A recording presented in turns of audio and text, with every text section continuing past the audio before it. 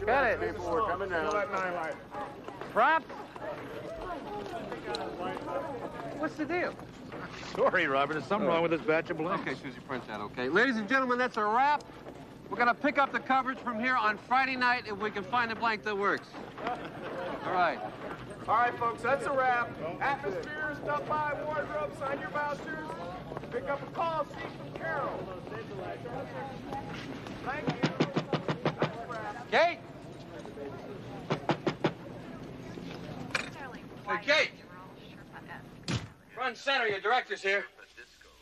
Speaking of Rick, here's the question that begs to be asked. How did he keep his rug on in those actions? Not here. Not much I can see. Tabloids have shown Back to the hotel about half an hour ago. She wasn't feeling well. She didn't tell me she wasn't feeling well. Since when is telling you everything in her contract? Since when is taking care of her wardrobe in yours? She forgot some stuff. She didn't forget, Eric. She just didn't take it with her to wherever it is she really went. She's at her hotel. Eric, I can still smell the perfume she had on before she left. Now, where is she? You know, Eric, you're going to keep crossing me, and I swear the only careers you'll end up managing will belong to chimpanzees. You understand that? Where is she? I can't wait to see. We're going to have to wait until another time to hear more about She went out to dinner.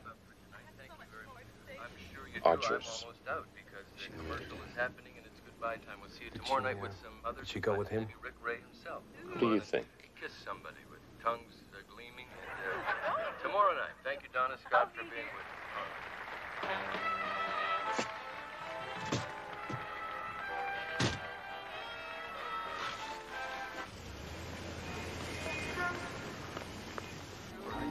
Good evening. I hope you enjoyed your meal. Oh, yes, thank you. Hello, John. Mr. McKay. How are you? Very well, thank you. Listen, is Kate Huntley here tonight? Oh, yes, she is. She's with Mr. Carr. Shall I sit another place? No, that'll be fine. Thank you very much. You know, Robert makes me feel like I'm suffocating sometimes. I know he doesn't mean to, but he, Well, that's why sometimes it's good to step back and take a break. No wonder they call this the Big Apple. You never know when you're going to run into a big worm. Well, look who's here. Come on, let's go. what do you mean, come on, let's go? I heard you weren't feeling well, so I'm here to take you home, okay? Robert. Look, we're just two old friends having dinner. Come on, sit down, join us. Oh, you're two friends. That's why you come over and sneak behind my back? Is that why? I didn't want you to know where I was going because I knew this is how you'd react. Well, we're getting out of here, and I'm not taking no for an answer. Come on. Come on. Hey, I thought you came to New York to play a detective, not a jackass. Don't you have a wife somewhere? Come on. Come on. Mr. Carr. Mr. Take McKay. it easy, Robert. You don't want that face in the morning papers, especially with a lump on it. All right.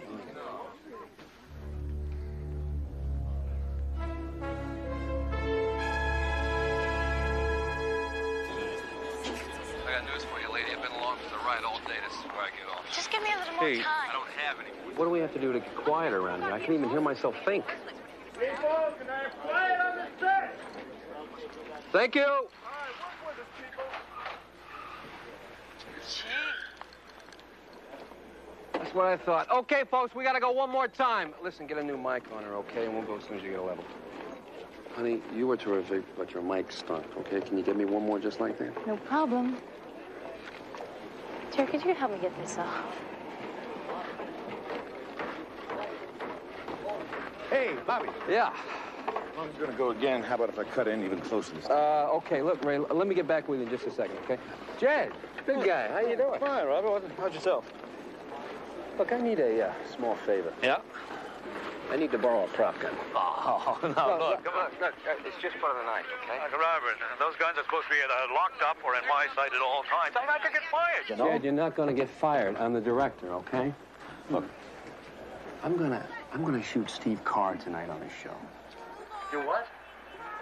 Well, they're blank, Jed. I'm not gonna use real bullets. What do you think? I'm crazy? Look, it's a joke.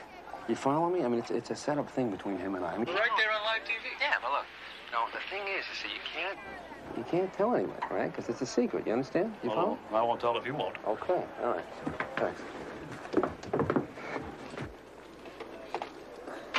What time's the car show start again? 11 o'clock tonight. Okay, I'll be watching. Okay, stand by, everyone. First team, take your places. We're ready for you, Robert. Okay, Pete. Thanks a lot, Jim. Okay. All right, Pete. Anytime you're ready, I'm ready. All right, folks, this will be picture. We're going again, atmosphere.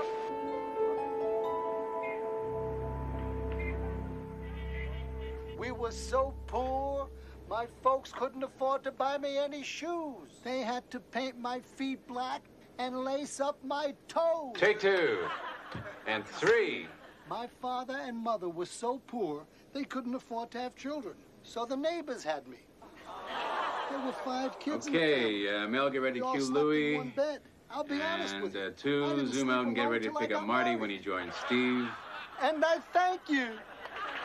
Hit the applause and cue Louie. And ready to and take 2. 3, you stay right where you are. 1, wake up, we're coming your way. Ready, 1, and 1. It's your first time here, and you're a very funny guy. Thanks, Steve. And ready, 2, and take 2. Okay, let's see if we can get in a subtle plug for you. Here, I understand you're appearing the 12th through the 15th at the Melodyland Ballroom. Hey, it's Robert McKay. What's going on here? Take 3. Well, I think you made us all a little nervous with that material. The lady in the front row. Stay with him, 3. Full shot 2, and take 2. Well, if it isn't Robert McKay, ladies and gentlemen, crashing yet another party. He shot him! Peter! Tom, what's going on down there? Tom! Come on. Peter! The music! Get to the music! What's going on there? All right. Put up a card. All right. Hit the music and applause. Fade to graphic. Go to commercial. Come on! Peter! Move it! We're clear. I don't know.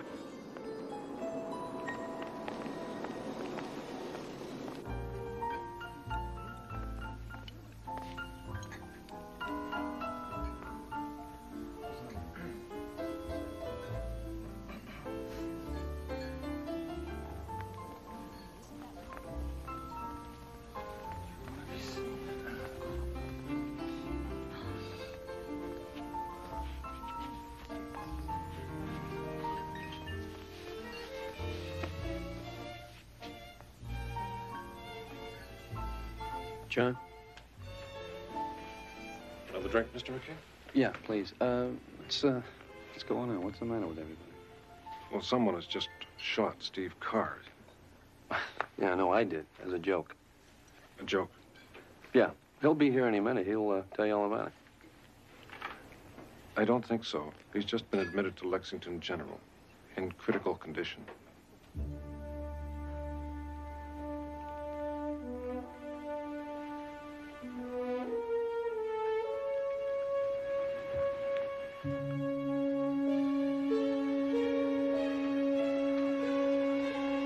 Mr. McKay. Not right now. Detective Harris, homicide. There was a trial once when the artist Whistler sued a man for libel about remarks he made concerning the fees Whistler charged for his paintings. Can you tell me, the opposing lawyer asked, how long it took you to complete your painting? Whistler replied, 2 days. And you expect 200 guineas for your 2 days' work? No. I expect it for the knowledge of a lifetime. Which is another way of saying how important our law library is. And if you think I've invited you here tonight to put undue pressure on you for a contribution, you're right.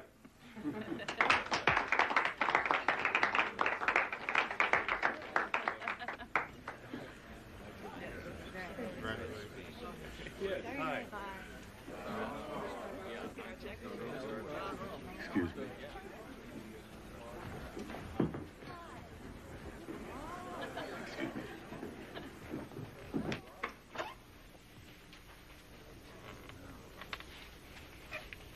Now, what's a beautiful woman like you doing alone? Just relaxing. How's fundraising going? Fairly well. We're still short of the mark. Thank you.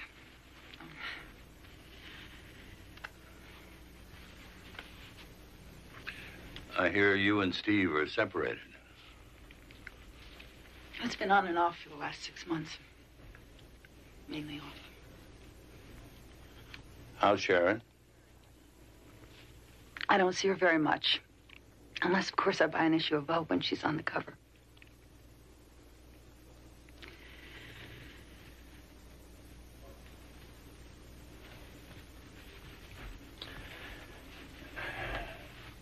Allison? Are you all right? I keep telling myself that it's over. That I should stop fighting it. That he let me go, so I should just let him go. It's just that I don't sleep very well at night. And sometimes on weekends I drink a little bit too much. I don't have an occupation. And I have a husband that sometimes doesn't call me back. Other than that, I'm fine. Really. I'd like to help. You already have. Come on, let's go back to the party.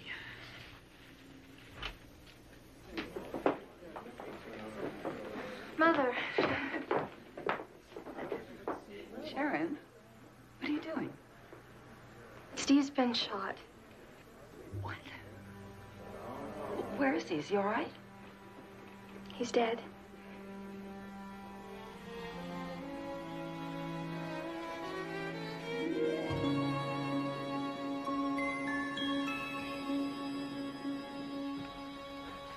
Thank you.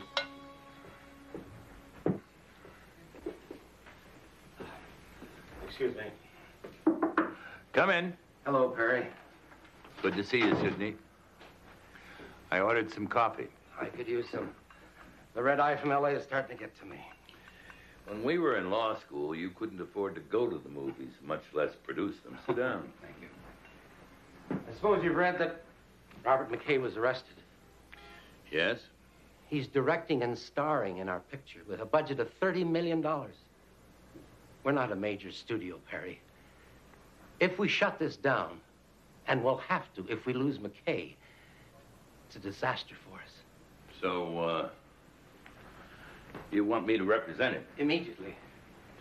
I was on the phone the entire flight out here. The police charged him with murder less than 5 minutes after Carr died. They would have looked like fools if they hadn't. Perry, I've known Bob McKay for years. Steve Carr was his friend. 40 million people watched McKay commit murder. Perry, I know you believe that no matter what the circumstances, a person is entitled to the best possible legal defense. That presents a problem. Allison Carr has been a good friend for more than 20 years. I'm not sure I could represent McKay. Perry, as a personal favor to me, go and talk to McKay. Just talk to him.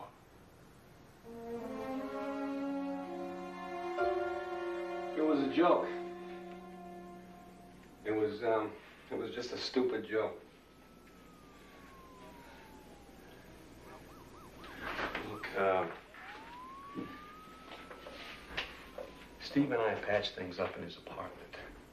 We had a couple drinks, and he got this idea about me coming onto his show, and we would fake a shooting.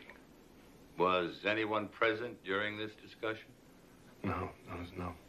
Did you tell anyone? Tell anyone? I told the prop man. Did anyone have access to the gun? I put the gun in my glove compartment. But I didn't lock it. Can you explain how a round of live ammunition got into the gun? No, I can't. Mr. McKay, you just shot and killed a man on nationwide television. And you're going to ask the court to believe that someone put a live shell in your revolver? Yes, I am. You publicly fought with Carr the night before. Why should we believe this story of yours? Why? Because it's true, that's why. Well, that's not good enough. Wait a minute. I don't need you coming in here and telling me how bad this looks. And I don't need you coming in here putting me down. I didn't murder Steve Carr. And I don't care if you believe that or not, because that's the truth. Forget about me, Mr. McKay. Why should anyone believe you didn't kill him? Because he was my friend.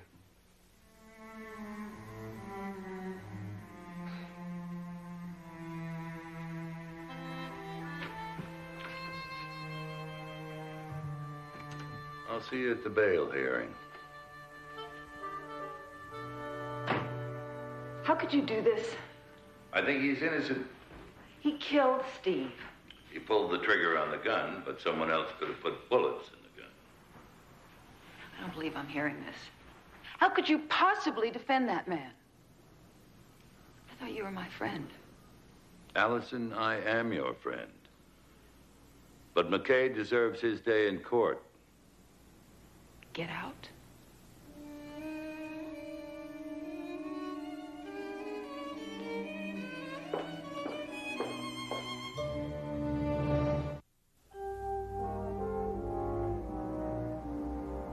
Your Honor, this is a case in which the risk of flight is substantial, to say the least. On the contrary, my client is under enormous pressure to complete a multi-million-dollar motion picture in New York. Your points are well taken, gentlemen. Bail will be set at $150,000 with the stipulation that Mr. McKay stay at all times within the municipal boundaries of New York City. Well, Counselor, we meet again. That we do. I would prefer a fair fight, but I must admit it's reassuring to know that I have 40 million eyewitnesses at my disposal. If you were going to kill someone, Mr. Reston, would you do it in front of 40 million people? No, but then I'm not Robert McKay. That's right. You're not.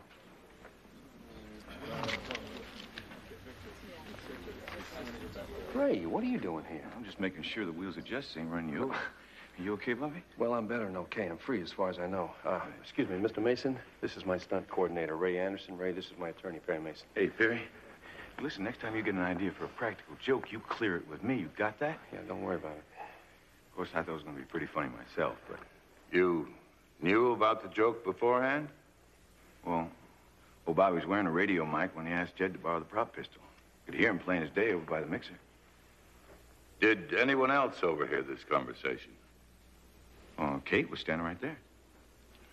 If you'll excuse us, sir, Mr. McKay has bail money to arrange.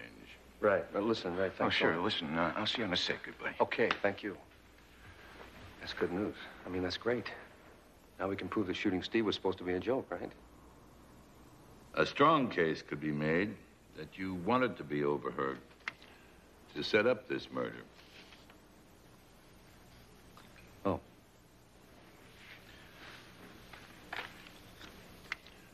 Look, who's to say you didn't switch the blank in that gun with the real bullet? Although it does prove something. What's that?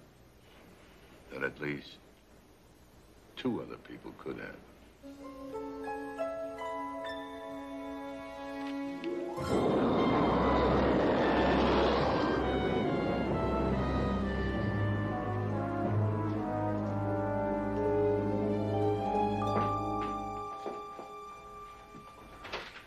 Hello, hello. Hello there. When'd you get in? Last night. Well, I really didn't need anything quite this expensive. Anything with a terrace would do. We're using Perry's suite as our offices. Your room will be ready shortly. Well, I guess we won't be here long. You see an instant replay of the shooting every time you turn on the television set. McKay did pull that trigger, but he thought he was firing a blank. It was a joke for the audience. Some joke. Only someone switched that blank with a real bullet. Do we seriously believe this? We do. Oh. Who else knew about the joke? The prop man who's working on the film Robert's making, Jed Page. And the stunt coordinator, Ray Anderson, and Kate Huntley. They were all on location that day. They all had access to the glove compartment of Robert's car, which is where the gun was stored. Anybody on Steve Carr's side of it know about this joke? I don't know that yet. Even if they did, how would anyone know what kind of bullet to put in that gun? McKay always uses a .357 Magnum in his movies. It's his trademark. I'm afraid Allison is in no mood to be helpful, but I'm going to try to see her again. Paul, I'd like you to check out those people Della just mentioned. Oh, by the way, nice to see you. It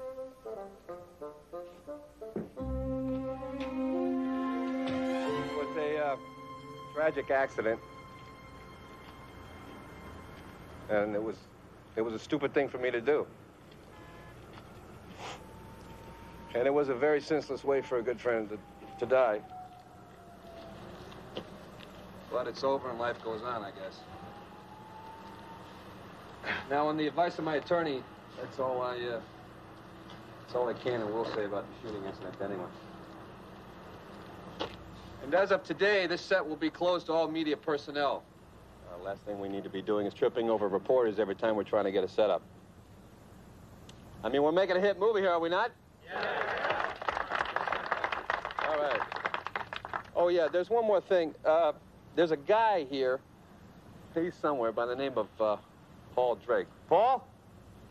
Right here. Right over here. Not only is Paul a real honest-to-goodness private eye, but he's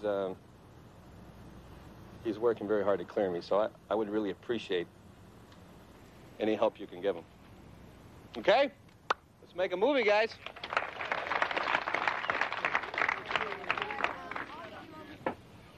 Mr. Page? Yo. Oh, hi. Name's Paul Drake. Yeah. Boy, oh boy, you got everything in here, don't you? Oh, you bet. Let me ask you something. Any ideas as to how a live round got into that gun that McKay used on Steve Carr? It had a blank in when Robert put it in his car. That's all I know. But I'll tell you something else. Robert McKay never would have killed Steve Carr on purpose. Never. Why? Because they were friends? Well, sure. So what you're saying is one of the film crew did it? No, I never said that. Look, this is family. Everybody here loves Robert. None of these people would do anything to hurt him. Problem is, maybe somebody did. Wait a second. Are you saying somebody here did this just to get Robert? What if it wasn't Steve Carr they were out to get? What if it was McKay? It's a thought.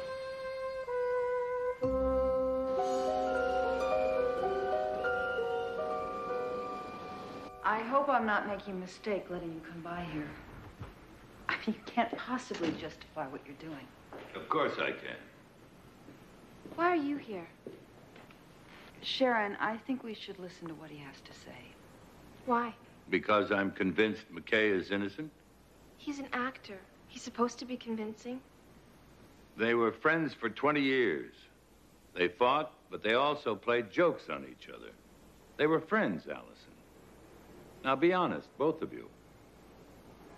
Do you really believe that Robert McKay would want to kill Steve? I'm not sure. Did Steve tell you Robert was going to pretend to shoot him? No, I hadn't spoken with him in at least 2 weeks. Someone else he might have told? Someone connected with his show? That's possible.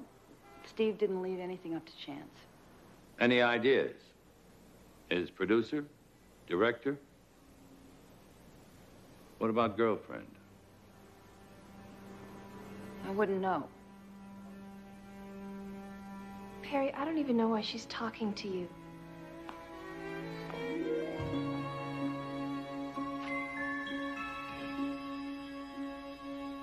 I didn't do it. Hey. I didn't do it. I want to believe you. Why don't you try? I didn't do it. You gotta believe that. And I love you very, very much.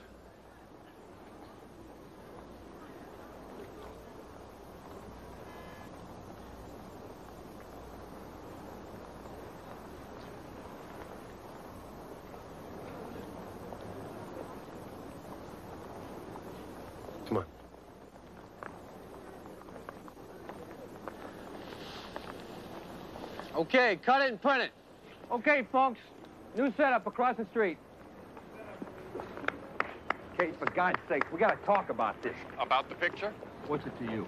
Kate's a professional. She's here to do a picture. Is that what you want to talk about? I want to talk about us. You don't mind, do you? Then I'm afraid she'll be in her trailer.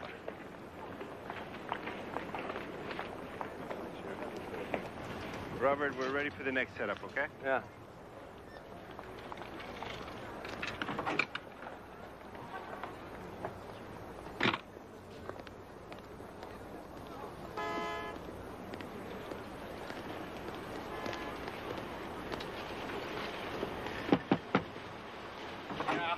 Hi, I'm Paul Drake. I'd like to speak with Kate. She's changing. Well, that's all right. I'll wait. I'm afraid it's going to take her a while. And after that, she's going to study her lines. And after that, she's got to go sailing. And after that, she's going to have lunch, and after that, she has to study more lines, etc. Just, what can I do for you? I understand she overheard Robert telling the prop man what he was going to do to Steve Carr. So? Did she happen to tell anyone? Just me. No one else. How can you be certain of that? It's my job. Tell Miss Huntley I'll be back. You know, I'm afraid it's going to be a waste of your time. Carl was putting the moves on Kate, so McKay blew him away. It's that simple. I wish it were. What I want you to think, I want you to make a note to the end. See, we just finished. I want to stand and walk as long as I can.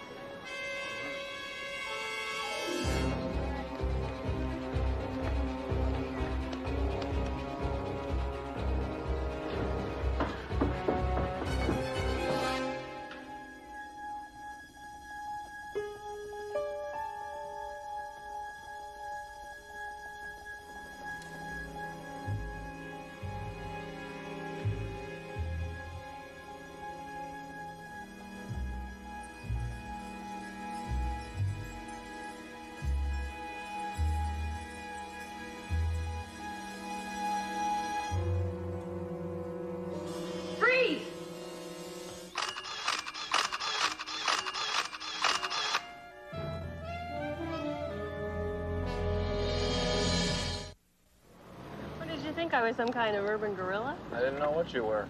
Thank you. A detective is supposed to know these things, isn't he? How do you know I'm a detective? Just part of my job. I'm a reporter. For whom? Does it matter? Well, I suppose it was the New York Times, you tell me, right? Your name is Paul Drake, and you've got a big problem. What's that? 40 zillion people watched Robert McKay pull the trigger, and you have to help Perry Mason defend him. Michelle Benty, how do you do? You still didn't tell me who you worked for. I don't see why that is so important. Why is it such a secret? It's not. I work for the, National Informer.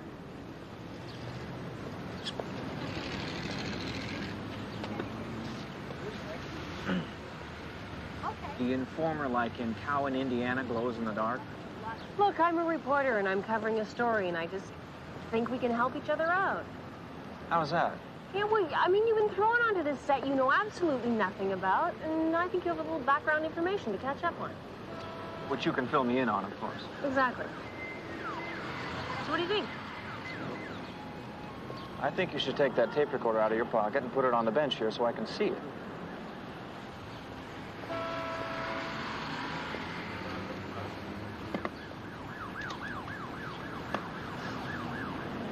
My problem is I'm locked off that set. I need a set of eyes and ears. Which is where I come in. That's right. Why should I do that? Paul, I have dirt on everyone on that set. I know why Eric Brenner hates Robert McKay. I know why Ray Anderson pretends to be his friend. I have an obligation to my client. Just trying to make your job a little easier. All right. Something comes of the information you give me, and you'll be the first to know. That's it? That's it?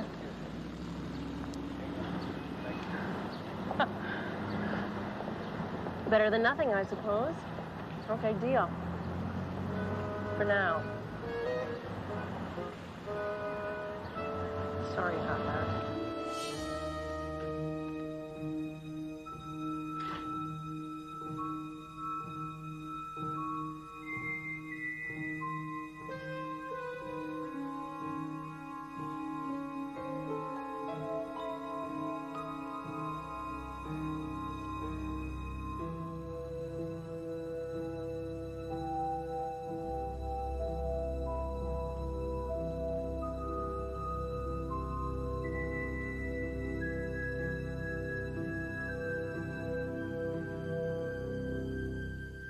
The stage is closed. I'm going to have to ask you to leave. I'm here concerning the death of Steve Carr. Who are you? Face to face, I'd be glad to tell you.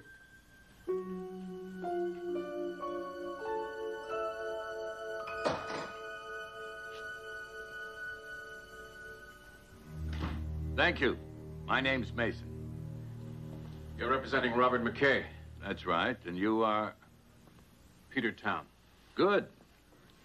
I understand you directed the Steve Carr show. I used to. Just the way Steve Carr used to be alive. If you're looking to help McKay, try someplace else. All right. Superior Court with a subpoena. Why don't you do that? Mr. Town, I'm only interested in ascertaining the facts. Even Allison Carr cooperated. I'll bet she did. Steve's dead. Now Allison and that daughter of hers can get what they've been after all along. His money. Did Steve tell you that? Many times. And now I've told you, so your day shouldn't be a total loss. It seldom is.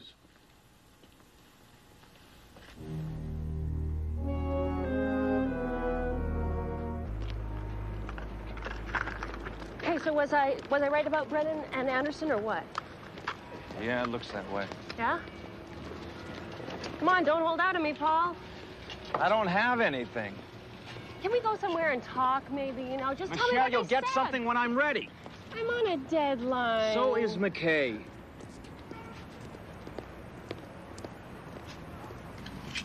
Okay. Hey, Tommy, go on the other side of her, would you? Would you, Tommy? Yeah, try one on the other side. Good. Good. Sorry, excuse me, please. So, yeah. All right, take a break. Mother told me I'm supposed to cooperate. I brought you to this museum once. You were very young. I remember. You've always been a very good friend. My representing McKay doesn't change that. I love my mother, Perry. I don't care what she says, you're hurting her. And believe me, she's been through quite enough. Were you close to Steve Carr? No? Did you like him? No, not particularly. Why not? Because of the way he treated my mother. Does this really matter? It might. Did you talk to Carr the day he was murdered? No. Look. When Steve married my mother, he made it very clear to me that he just didn't want to have me around. So that's why I got shipped off to school in Europe. Now, I was very angry at first, but I've come to realize that in the long run, he really did me a favor because that's where I got started in my modeling career. Sharon, where were you between 3 and 6 the afternoon of the murder? Why? That's when the gun that killed Steve was left unattended in McKay's car? I was with my mother. I'm sorry I had to ask. Yeah, you should be sorry. And I learned that Ray Anderson has broken a few bones in the years he and McKay have worked together. And McKay has broken more than a few promises to him. So you think Anderson might have put the bullets in that gun in order to frame McKay? Or Kate Huntley's manager, Eric Brenner. He's not all that fond of McKay himself. I haven't been able to speak with Kate yet. Kate? So, Perry, where do we stand on Allison Carr? She didn't know McKay and her husband had planned the fake shooting. At least that's what she said. So we don't rule her out? No, we can't rule out anyone who might have known about that shooting. Even her daughter? Even her daughter. McKay said his car was parked on the same street on which they're filming. So whoever armed that gun could have done it while McKay was occupied. I'll buy that. The editor, a fellow named Tommy, has arranged for you to see the footage of the film shot that day. Yeah, Paul. There just might be something on that film. Well, I'll go over there first thing in the morning. No, they're expecting you in 20 minutes. 20? But it's... All right. You two have a nice dinner.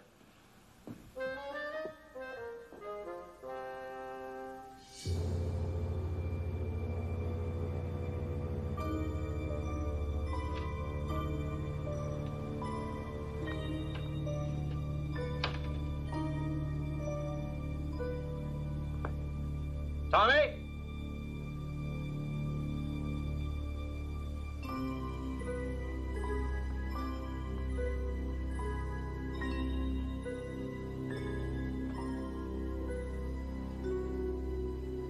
Tommy?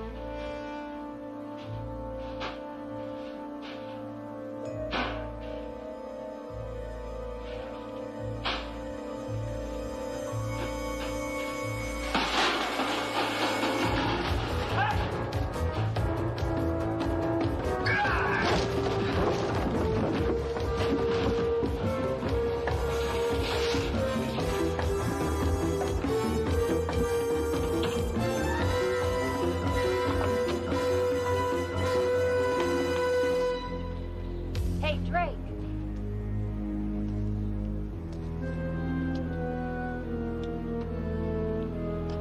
Got away. Not entirely.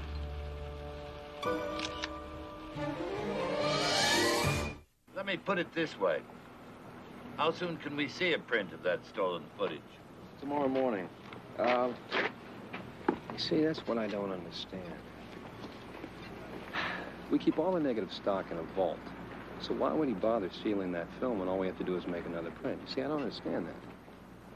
I guess he was looking for the same thing we were. Something incriminating on that film. Which means we're on the right track. Perry Mason, Della Street, Robert McKay. This is Michelle Benton. Hi, how do you do? Hello. I know you. You're a reporter. At the moment, she's with me. Perry, picture of our thief.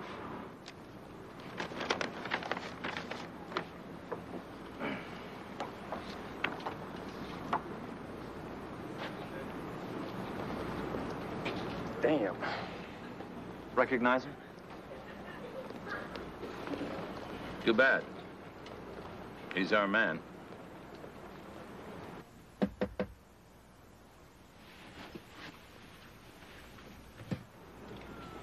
Hello. Well, the honest-to-goodness PI. Mind if I ask you a few questions? You can ask me a lot of questions. They're not going to need me for a couple of hours. Want some coffee? No, thank you. Would you happen to know this gentleman?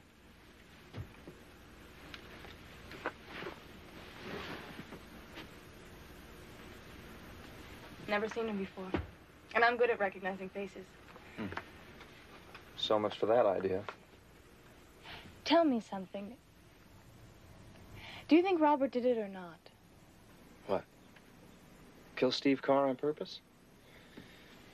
I don't think so. Perry Mason doesn't think so. Why? You think so? I don't know. The last time I saw those two together, they were at each other's throats. Robert thought there was something going on between Steve and me. He's the possessive type, huh?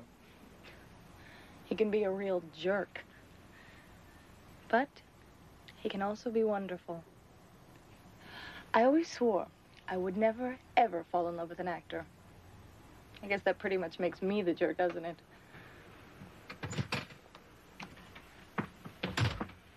Oh, so what are you doing here? Besides bothering Miss Huntley. You're not bothering me, Eric. We were just talking. I was asking her if she recognized this gentleman. Do you? No. Try looking at his face.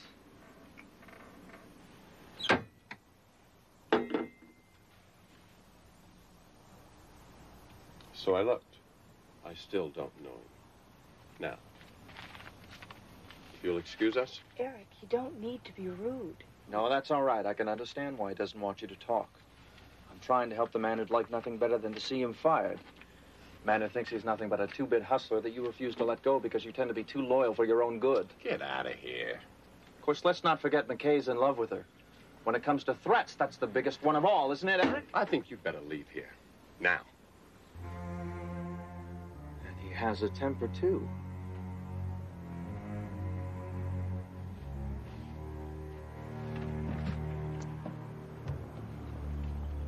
Maybe even bad enough to put a bullet in a gun.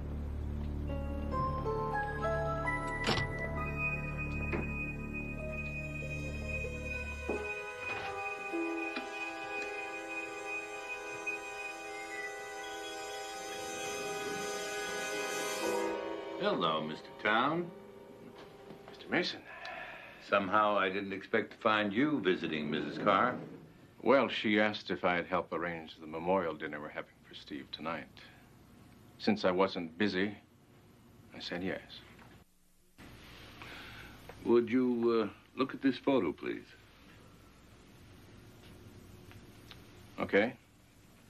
Now what? Do you recognize him? Would it help McKay if I said yes? Possibly. Well, then it gives me great pleasure to say no. I'm well aware that Peter Town doesn't much care for me. Then again, I don't think he much cares for anyone. How long had Steve known him? Well, they were college roommates.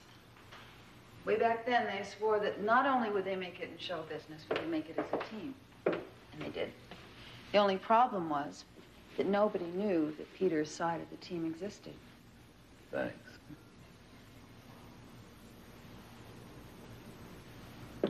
He was Steve's director, but not his partner or his friend. Is that it?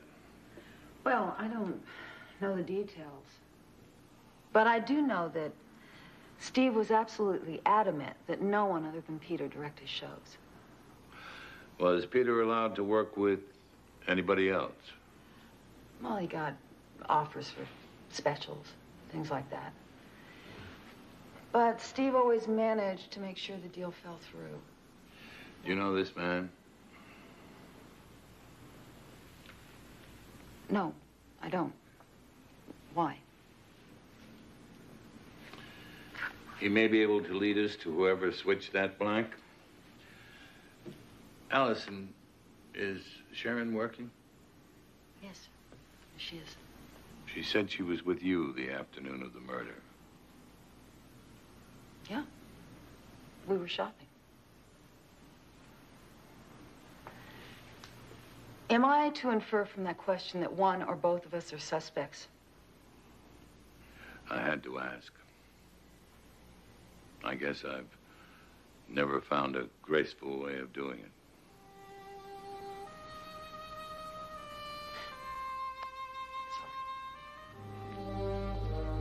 So am I.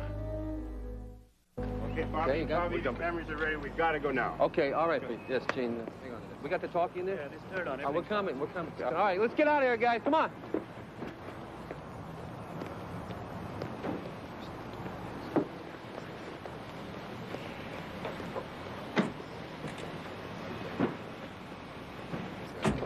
You again? Get out. All right, but before I do, I want you to take a look at something. Get lost. You know, you'd be a whole lot less suspicious if you were just a little bit more cooperative. All right, here we go. And action. You better buckle up, boy.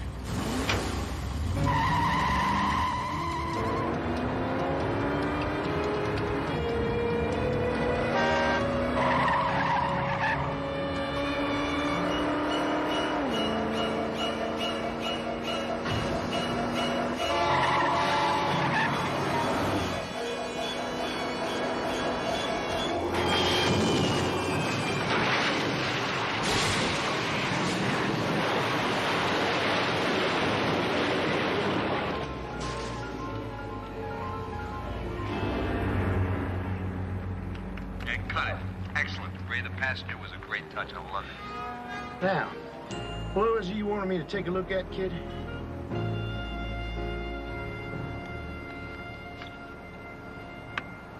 You ever seen this guy? Nope. Figures.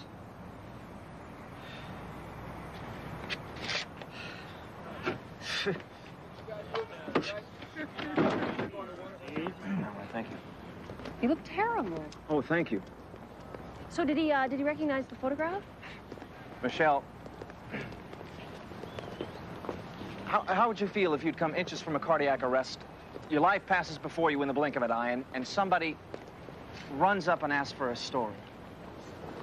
I'd say that they were, totally insensitive. You would? Yeah, and I'd offer to take him somewhere and buy him a drink. Really? Yeah. Totally off the record. All right. You're buying. Yep. Off the record. Steve Carr was a man like any other man, only richer. He loved life, and now that he's gone, we're all a little bit poorer. In fact, some of us are going to be a lot poorer.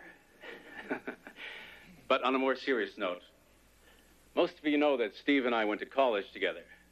We had big dreams, most of which came true. Steve lived life fast and hard, and if it was short, it sure was fun. I miss you, Steve. We all do.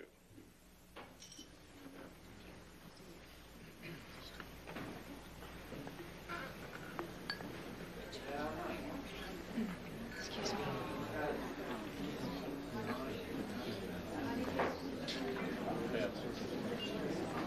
Hello, Sharon.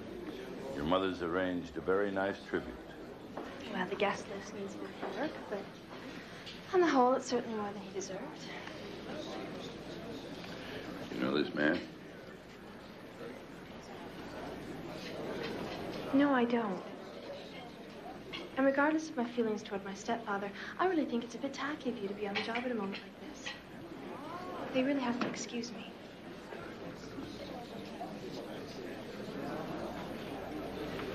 Any luck? It's the man in the picture.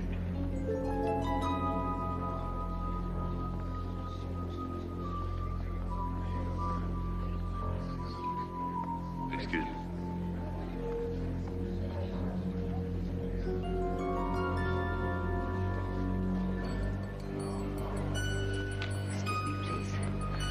Excuse me. Young man, may I talk with you a moment? Young man?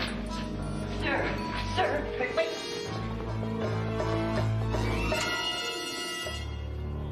You all right?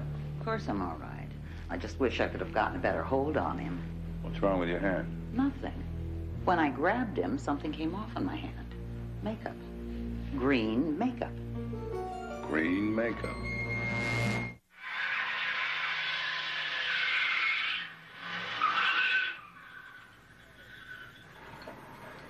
You all right? I told you we were going to get along. You mean we? You're the only one. All right. Let's go again.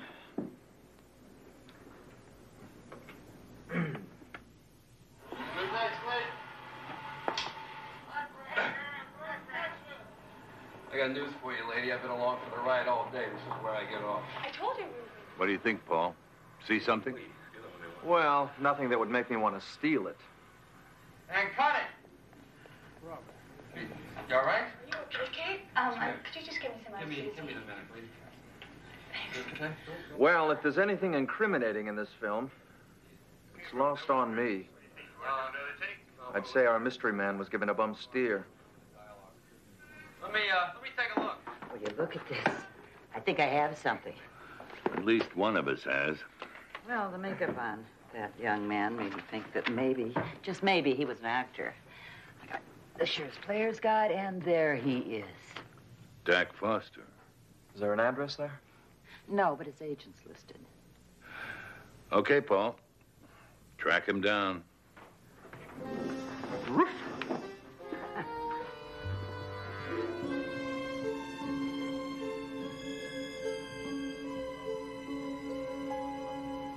I'd better. They're paying me big money. Good, that'll make up for what you don't get here. Were you a little nervous tonight? A little tense. You know, first time. Well, if it isn't Robert McKay, ladies and gentlemen, crashing yet another party.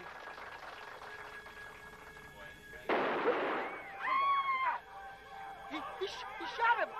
Somebody call an ambulance. He shot Steve.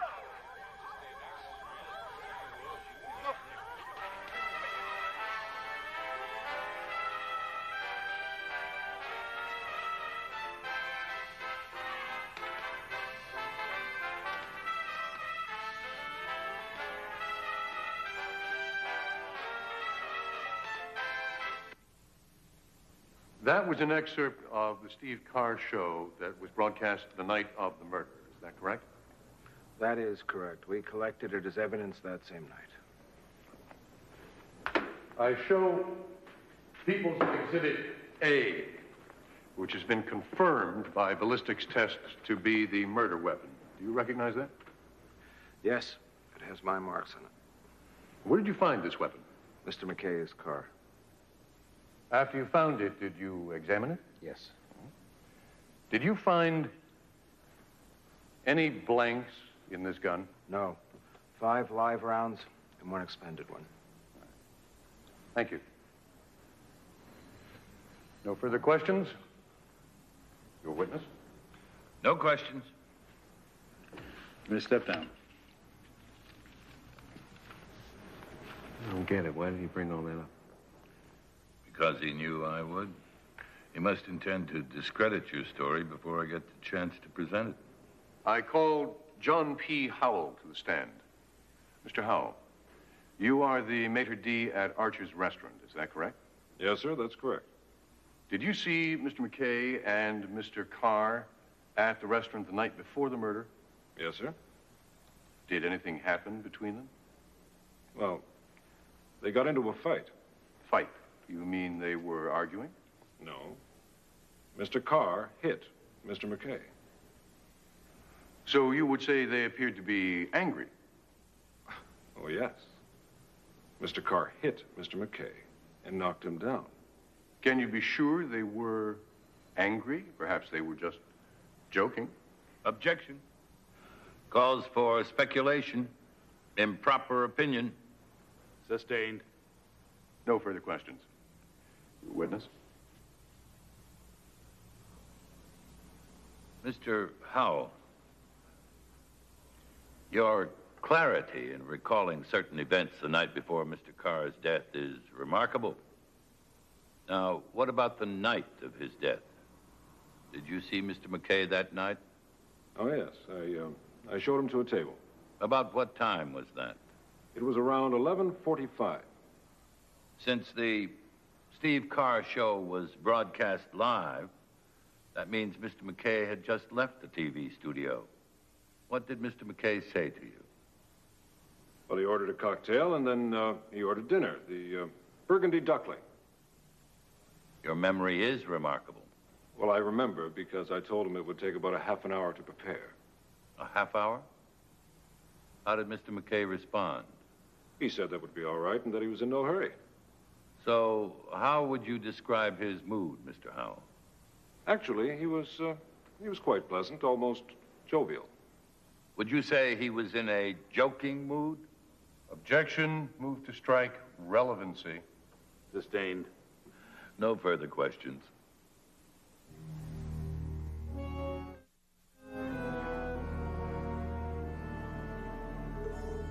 You want me to give somebody else first crack at this kid? Fine. He's just gonna be the next Tom Cruise. Bozo. It's open. Mr. Freeman. Here. Fill this out, put your 8x10s on it. Do it out in the hall. I'll get back to you sometime. I'm Paul Drake. And I'm busy. You didn't return my call, so I thought I would come down here and speak to you personally. I'm thrilled. Now get out of here. Now look, I took time out of a very hectic schedule to come down here and talk to you about using one of your actors in my new series. Your new series? New York Heat? Oh, well, you must be, Paul Drake. Yes, I'm sorry. My service didn't get the message to me. I'll fire them first thing in the morning. Please, sit. I'm sorry if I seemed rude, but my analyst recently died. You handle an actor by the name of Dak Foster. Oh, yes, fine boy. Fine actor. Delight to work with. I saw him in an off-Broadway play at one point. I'm thinking about centering my new series around an unknown. That's Dak. How can I reach him? Well, I'm afraid he's working. I have to see him today. Unfortunately, I'm heading back to L.A. on a 6 o'clock flight. I'm afraid I just can't reach him. Mr. Drake, Michelle Benty, National Informer. I was wondering, sir, if I could ask you What just a is few going quick questions. on? Have you cast your series yet, and what kind of talent have you Why found don't you here in New people York leave City? me alone? How did you find out I was here? Now, wait a second. Did somebody in your agency tip her off? Is it true you're using one of Mr. Freeman's clients? Look, Freeman, nobody treats me this way. You want to publicize your agency? All right, come on, sweetheart. I'm going to give you a story about unethical practices. No, I'm innocent. I'm ethical, I swear. Then get rid of this person. Get out. Well, I was just Now, a quick question. Come on. Go. Sorry. It was a terrible misunderstanding. You've been offensive, uncooperative, and impolite. I think I'll let myself out. No, please. Wait. Here. This is the address you'll find Dak at in Queens. I'd take you myself, but my car was stolen. Mr. Freeman, thank you.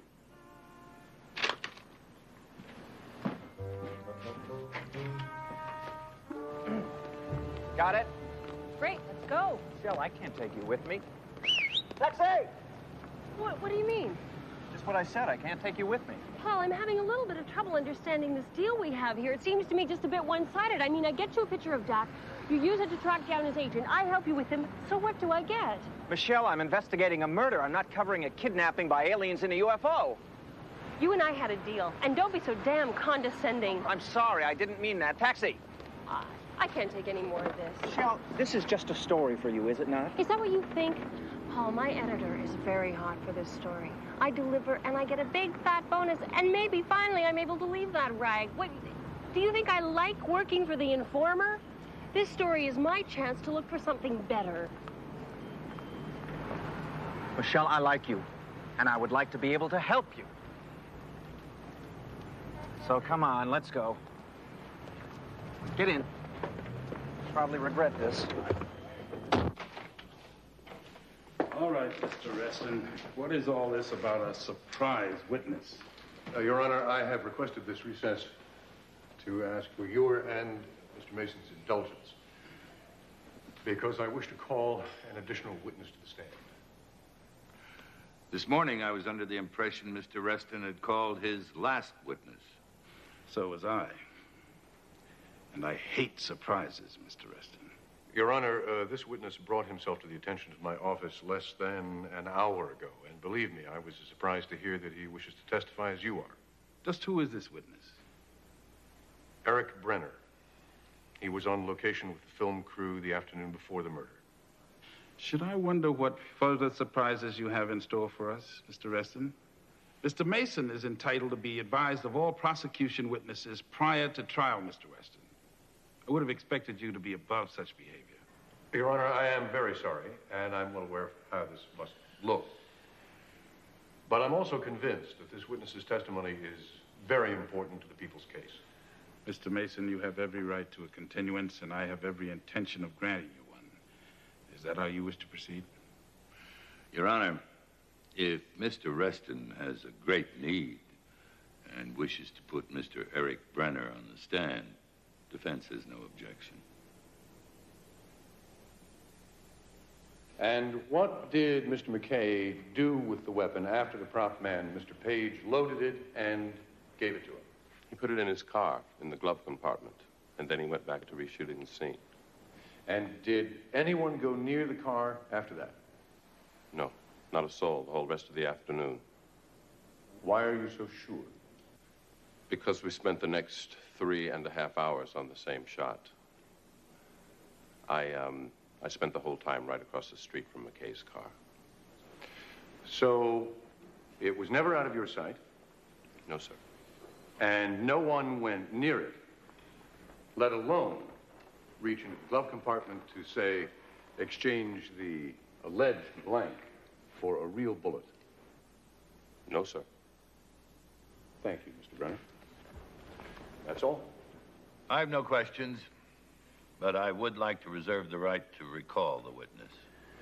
All right, you may step down, Mr. Brenner. Does that mean you've got something in mind? Yep. I think he smiles too much.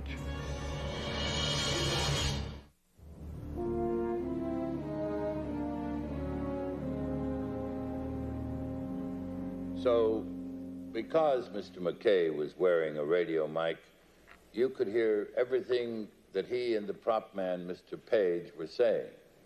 Every word. And what were they saying, Miss Huntley? Well, basically, Robert was saying he needed to borrow a prop gun. And Jed was saying no, he wasn't going to let him. But Mr. Page changed his mind. Once he found out why Robert wanted it, Why did he want it? so he could pretend to shoot Steve Carr on the show that evening. As a joke. A joke? Robert was actually going to fire a blank. He said he and Steve had it all planned. Objection. Move to strike. Hearsay. Sustained. Testimony is stricken.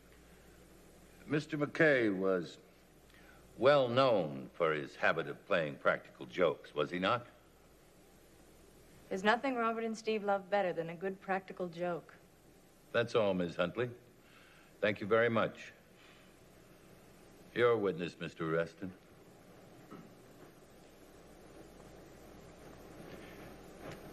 Had you worked with Robert McKay on any films prior to this one? Yes, several. During the making of those films, did he have occasion to wear a radio microphone? Certainly. They're quite common, especially in action films. So he would be familiar with their operation? Yes.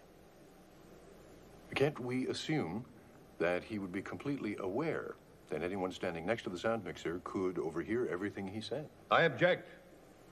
Calls for speculation on part of the witness. Calls for complete conjecture. Mr. Mason, if you don't mind, I'd like to answer the question.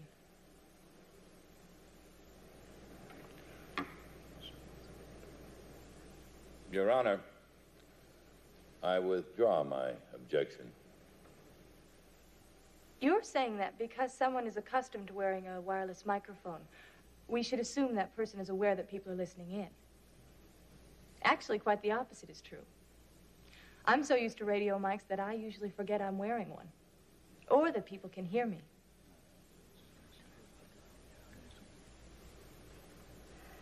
Your Honor, I move to strike the witness's answer as non-responsive. I withdraw the question. Motion granted. Ms. Huntley, how far away were you standing from Robert McKay when you overheard him talking about this joke? I was across the street. So you could see him? Yes. Was there any indication that he could see you? He smiled at me.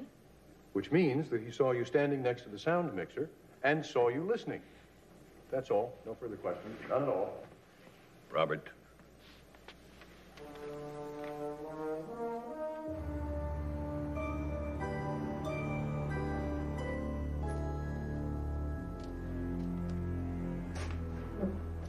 Let's be quiet.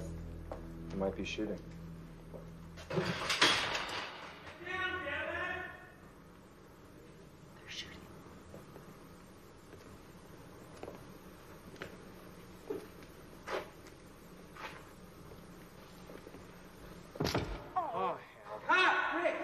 Out of there before it decapitates somebody.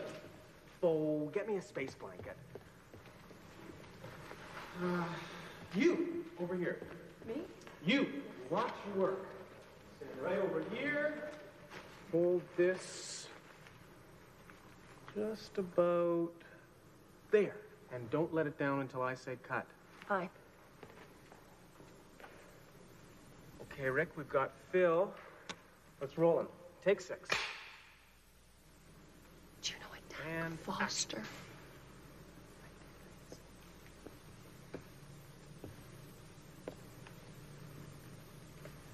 Welcome to the wonderful world of low-budget filmmaking. Where's Dak? He's right over there.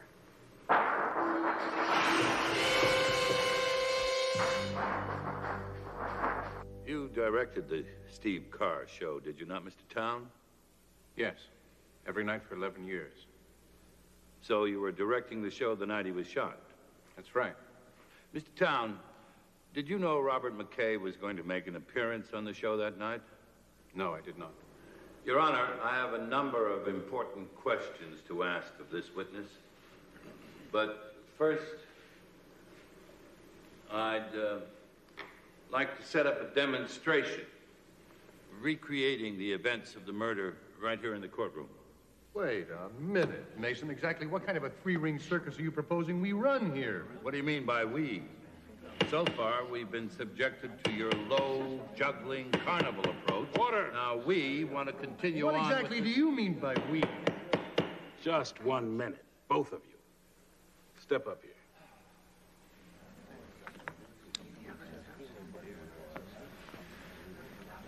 You gentlemen are forgetting something here. I make the arrangements here. I make the rulings and I make the observations. Now, if what you're suggesting, Mr. Mason, is a motion for me to decide, why don't you make one? Your Honor, it is extremely important that the defense be allowed to demonstrate the actual circumstances of the crime. We're sure that the prosecution would have no objection to our search for the truth. We did not object when Mr. Reston suddenly wanted Eric Brenner put on the stand. Your Honor, I submit that that was a different case. Perhaps the esteemed counsel for the defense was so amenable at that point because he already had this little trick in mind. Perhaps. All right, let's put an end to all this. Mr. Mason, if you're representing that this is important to your case, I'll grant the request. I am, Your Honor. That'll be the order. Cut! Well, that wasn't bad, was it? Loved it. All right, 30 minutes now. And that's all because if we don't get the next shot by then, we're not going to get the next shot. And the producer's going to pull the plug, and you know what's going to happen to all those back salaries of yours. So let's go. Let's move it, okay? How you doing? I'm Paul Drake. This is my girlfriend, Michelle Venti. Hi, how are you? Fine. Do I know you? I don't think so. Where you guys from? California? Oh, well, maybe I met you out there. What do you guys do? We're actors. Unemployed right now. Lots of that going around. Yeah, well, we heard you were making a movie here, and we thought maybe we could hustle a little work. Well, there's work, no money. And it's not exactly the kind of credit you'd want to put at the top of your bio either. Thank God for makeup, huh? So what about the Robert McKay shoot? What about it? Any work there? I wouldn't know. What do you mean he's not here? We have to shoot the scene where he kills the vampire now before they kick us out of here. It's the damn finale. What's the monster supposed to do? Keel over and die of a heart attack? What? What, Gordon didn't show up? He must have got that soap he was up for. Damn! Hey, Ron. My friend here's an actor. Why don't you use him? No, that's an idea. We can slap a wig on him. We can do some weird angle. I'm just down here to watch. That's okay. Get this guy in wardrobe, okay? Come here. No, really. I can't. I can't. Listen. I got 3 weeks' worth of back pay that says you better, mister.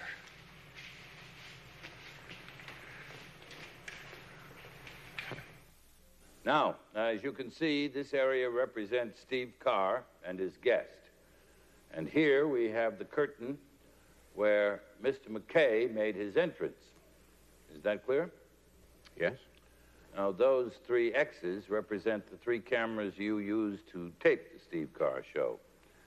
If you would step down out of the witness box, I'd like you to explain to the court exactly how you used them. Step down.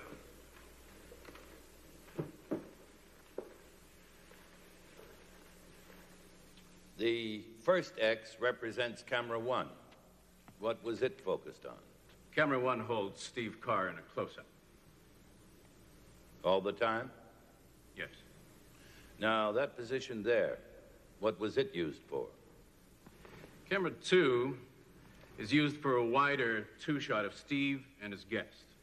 Did that ever vary? No. And camera 3? Camera 3 is called the swing camera. If someone performs or makes an appearance. It will hold the person from the curtain and then carry them all the way to their seat. Once the guest was seated, how was it used? It would then hold the guest in a close-up. And that was your normal procedure? I did it that way for 11 years. Then I can assume, since Steve Carr's guest was already seated when Robert McKay came through the curtain, that camera 1 was a close-up of Mr. Carr, camera 2 was a two-shot of Mr. Carr and his guest, and camera 3 was a close-up of the guest. That's what you said, isn't it? Yes. Good. Now, let's look at the tape. Bailiff? Welcome, Marty, welcome. Nice try. Thank you. Now, that is camera 2. Oh, Steve, you're too kind. No, it's your first time. And that would be camera 3. Thanks, Steve. Coming from you, that means something. Not much, but Back to camera 2. Okay, let's see if we can get in a subtle plug for you. Here, I understand you're appearing the 12th through the 15th at the Melodyland Ballroom. I'd better. They're paying me big money. Were you a little nervous tonight? Freeze it, please. Now, Mr. Town, which one of these 3 cameras was taping Mr. McKay? How did any one of them anticipate Mr. McKay's entrance?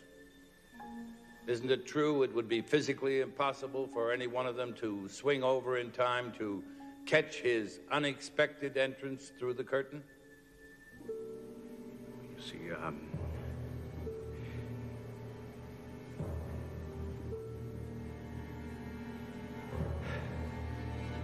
yes. Order. Order. Isn't it true you would have to have had camera 3 in position to get that shot? Yes. Isn't it true you knew Robert McKay was going to make an appearance on the show that night?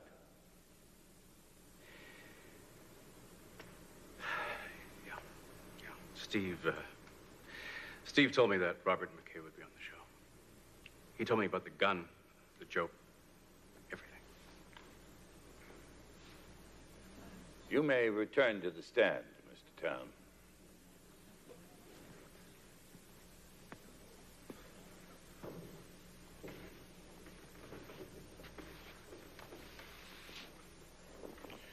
You were very close to Steve Carr.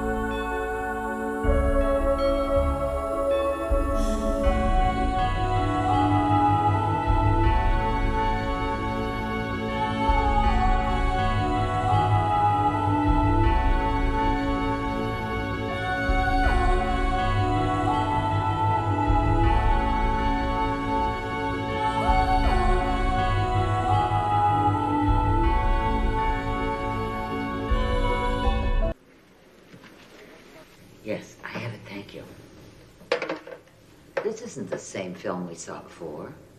Well, it's the same scene shot by a second camera in slow motion. Is it the film that was stolen? It would have been if Dak Foster had known there was a second camera. Well, I don't see anything incriminating in this one either.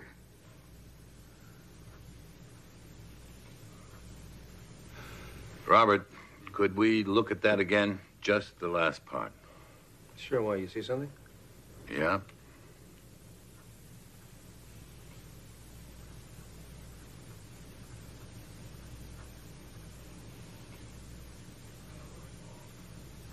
Della, where's Paul?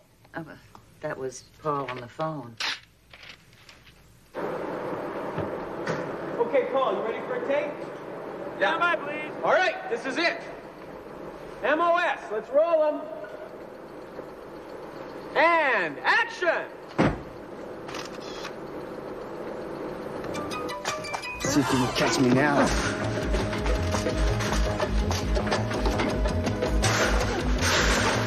Why'd you steal that film?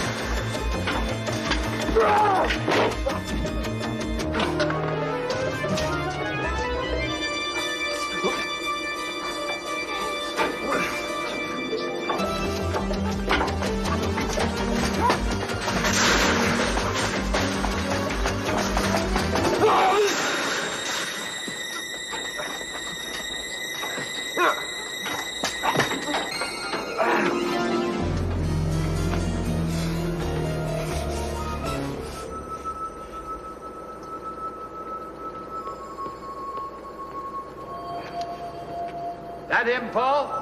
Oh, yes. I know you stole that film out of Robert McKay's editing room. I just want to know who sent you.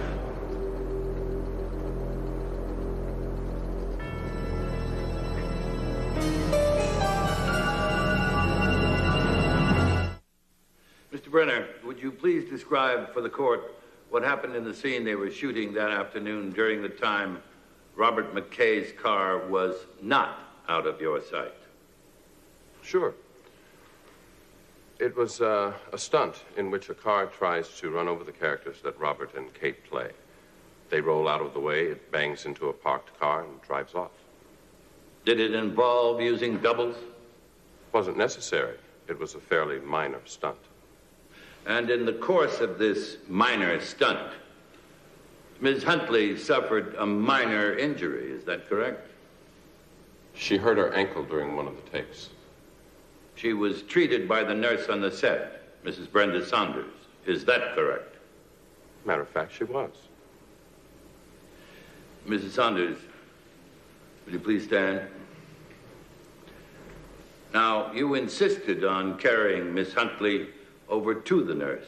Is that correct, Mr. Brenner? Yes. Thank you. And you insisted on staying with Miss Huntley while the nurse applied ice to her ankle, a process which took over 5 minutes. Is that correct, Mr. Brenner? Yes.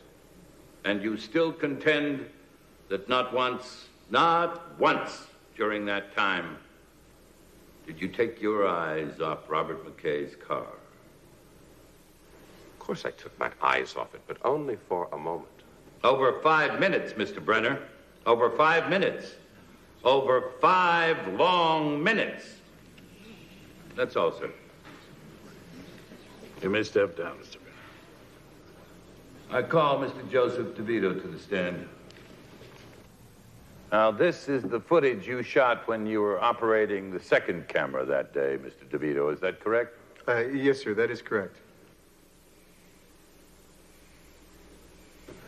Mr. DeVito, who are these people? Just spectators, you know, people who come down because they want to see how a movie's shot, I guess. When I had this footage transferred onto tape, I had them enlarge this frame because there's something peculiar about one of those people. Yeah, I see what you mean. Everyone seems to be facing forward except for that one person right there. Yes, that person has turned away. Now, look closely. What do you see? Just that it's a woman. Mr. DeVito. Stop. You don't have to go any further. I did it. Order! Any further demonstrations of this sort, and I will have this courtroom cleared. I took the blank from the gun and I replaced it with a real bullet.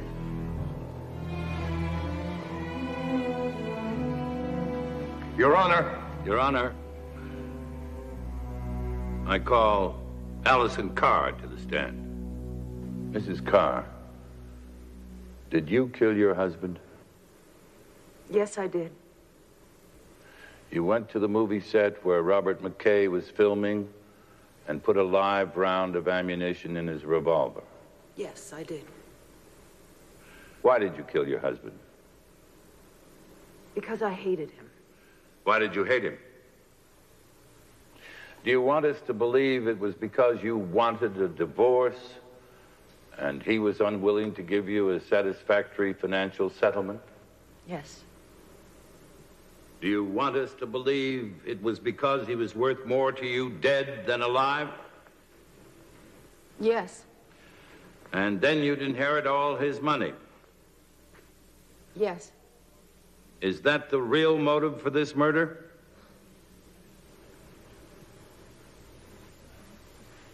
Mrs. Carr, are you aware that the penalty for premeditated murder under circumstances such as these is punishable by life imprisonment?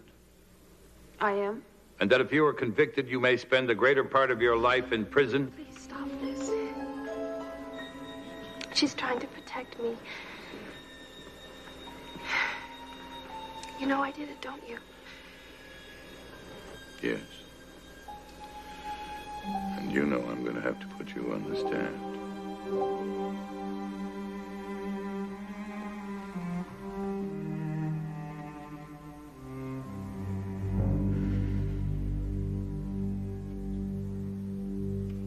Your Honor, at this time I call Sharon Loring.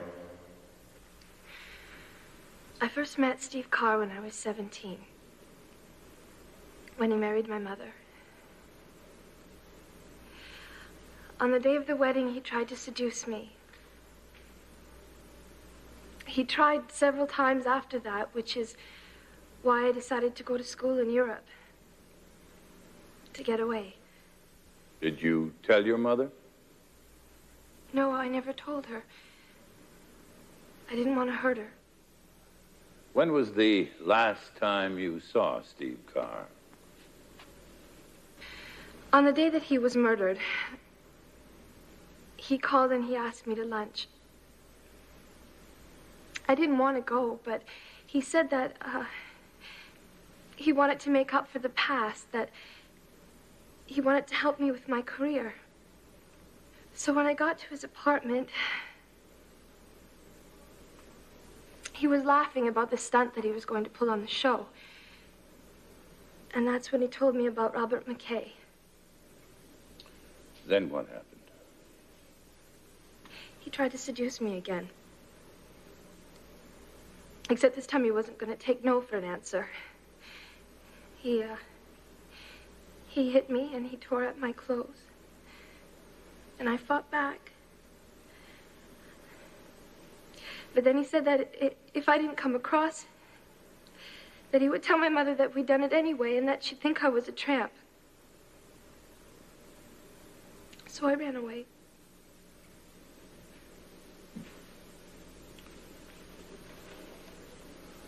What did you do when you left the apartment? I walked around for a while, and then I went to the movie set. I can't remember how I got there.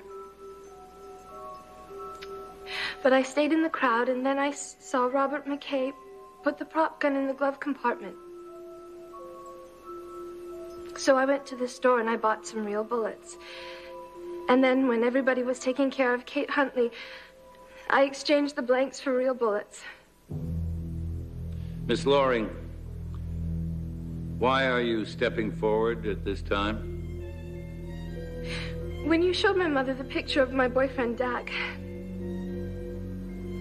she came to me and I told her everything. Today she's trying to protect me, and I can't let her do that.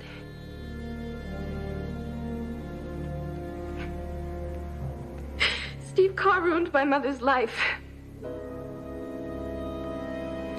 I killed him, and I'm not sorry that I did.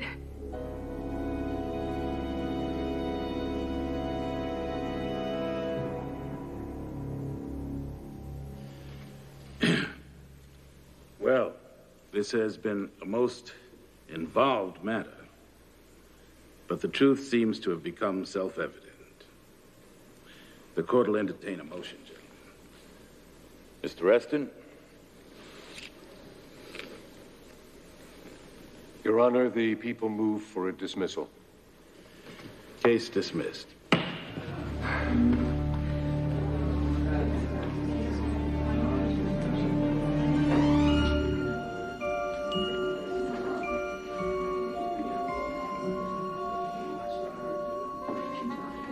Well, you finally got your story. I sure did. And what do you get? An evening with you? That'll be my story. Uh-huh. And for once, it'll just be the two of us. Thank you. You ready?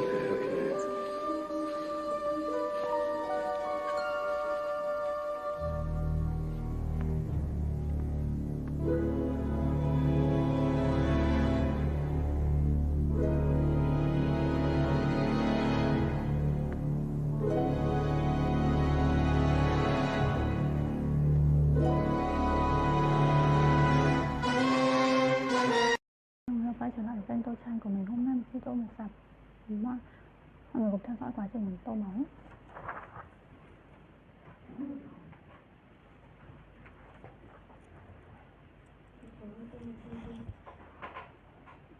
Để mình tô màu vàng.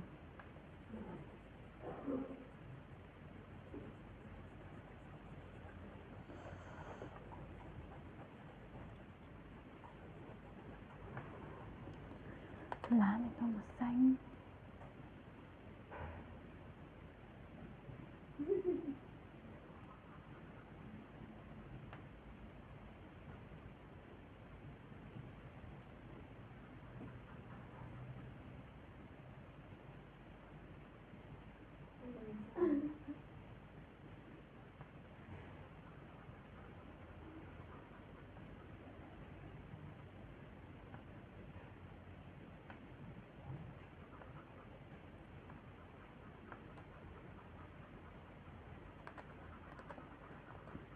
Tô hoa bên này màu cam.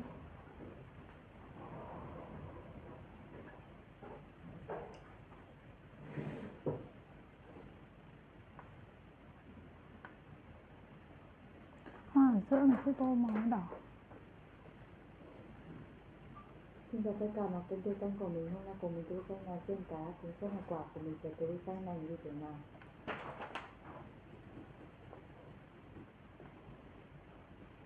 Tóc mình sẽ tô màu đen.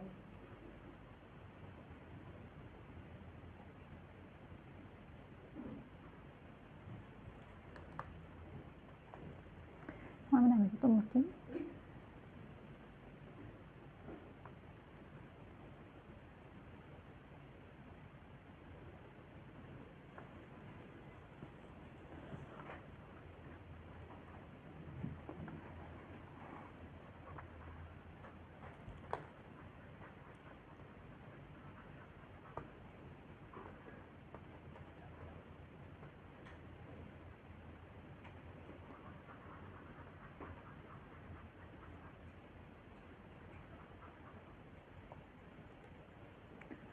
Tô phần chậu thay màu nâu.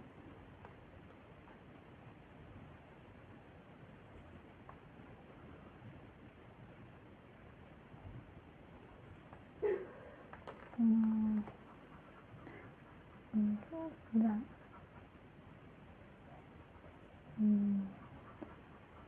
Dạt một cái đồ màu xanh dương.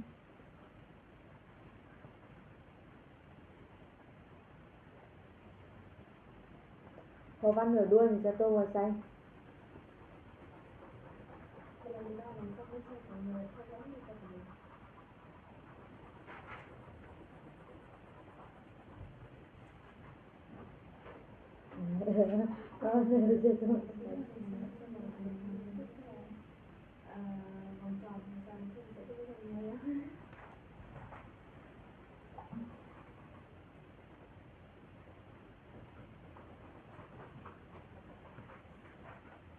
Má này sẽ toàn màu xanh dương. Quay ơi, sau quay thử cái hậu trường ấy. Được rồi.